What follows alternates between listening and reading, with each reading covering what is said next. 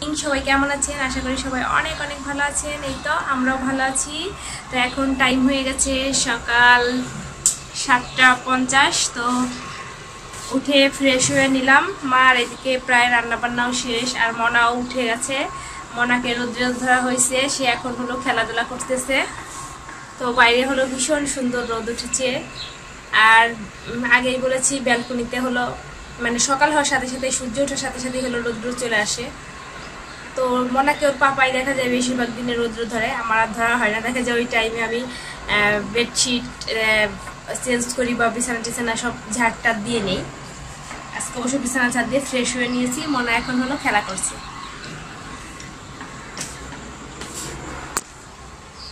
যে মনা এখন শুয়ে আছে, খেলা করছে।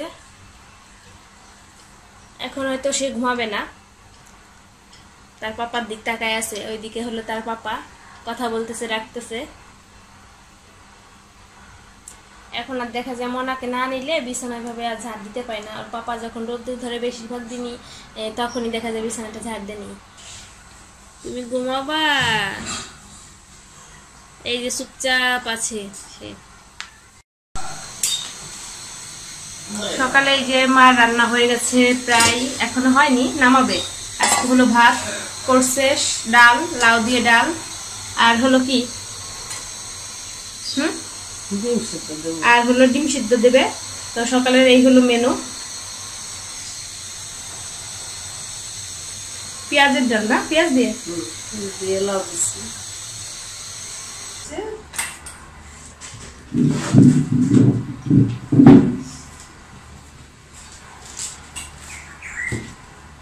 এখন আমরা সকালের ব্রেকফাস্ট করছি। তো আগে দেখলাম আজকে হলো ডাল, ডিম সিদ্ধ আর ভাত।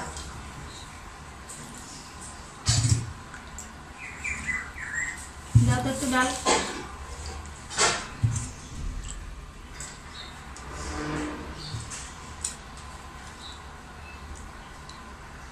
ঠিক আছে, আর লাগবে না, দিও না মানে।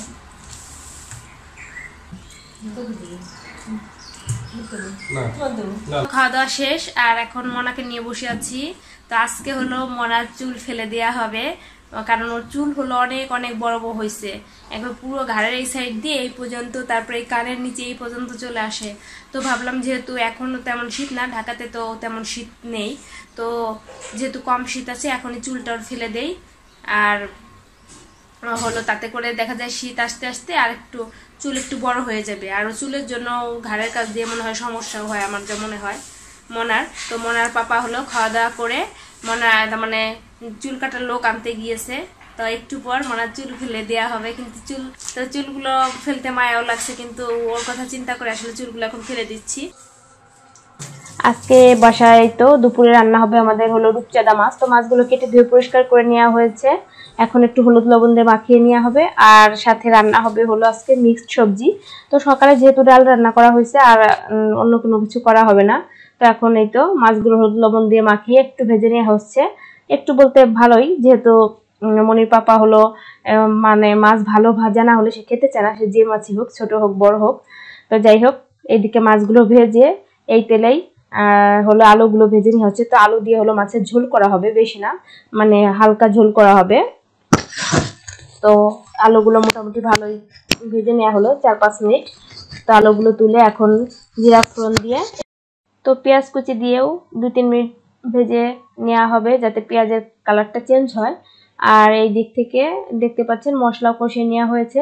রেগুলার যে আমরা মশলাগুলো ইউজ করি, হলুদ, লবণ, ধনিয়া, তারপর জিরার গুঁড়া, মরিচ গুঁড়া। তো একটু আজকে তেল মশলা আসলে রান্নায় ব্যবহার করা হয়েছে, আর সাথে কাঁচামরিচ, তারপর হলো এলাচ, দারচিনি, আর আছে তেজপাতা।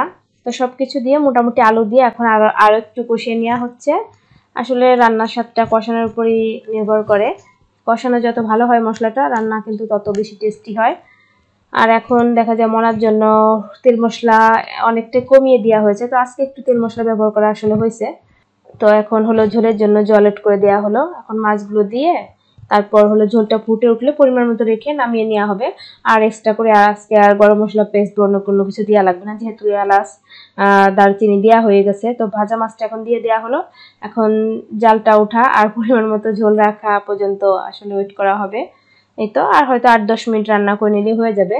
তো মাছটা কিন্তু খেতে বেশ ভালোই লাগে। তো এই দিক থেকে দেখতে পাচ্ছেন রান্না হয়ে এসেছে। তো এখন নামিয়ে নিয়ে এখন মিক্সড সবজিটা রান্না করা হবে। তাহলে এই আজকের মতো রান্না বান্না শেষ। আর আজকে রান্না বান্না করতে আমাদের একটু দেরি হয়ে গেছে বাসায়।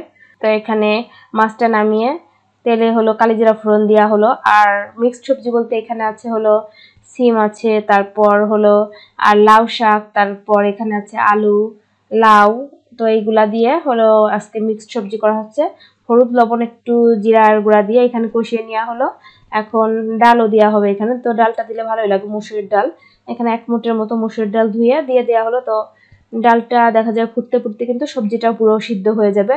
তারপর পছন্দ অনুযায়ী রেখে দিলেই, নামিয়ে দিলেই হবে। ওর পাপা ওকে নিয়ে হলো ডাক্তারের কাছে গিয়েছিল।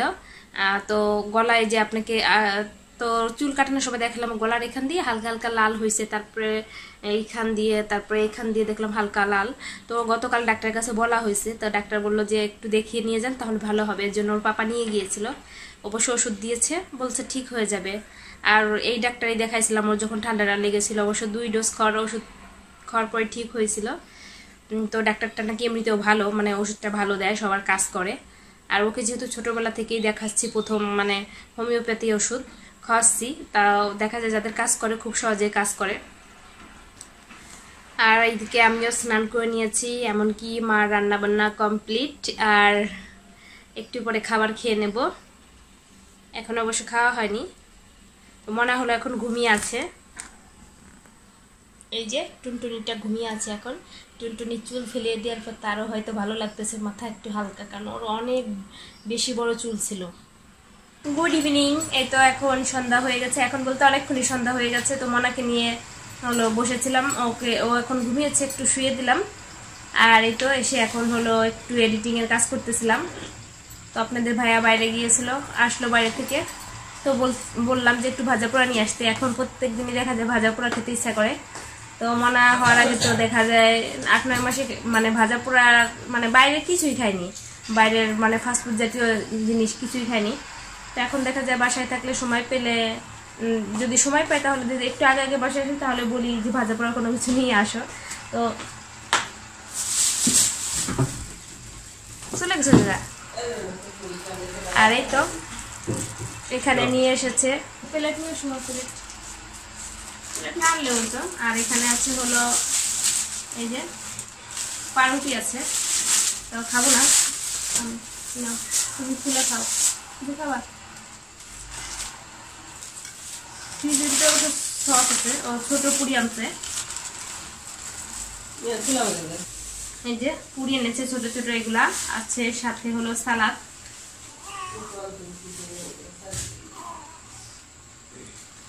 খেয়ে দেখি কেমন। খাবো না? খাই শেষ করে দাও। তুমি খাবা না? না, মনে ধরবো, তুমি শেষ করে দাও। তো দেখতে দেখতে ভিডিও লাস্ট প্রান্তে চলে এসেছি। তো সবাই অনেক ভালো থাকবেন, সুস্থ থাকবেন। আগামীকাল আবার নতুন ভিডিও নিয়ে চলে আসবো। তো আজকের মতো tata, bye bye, good night.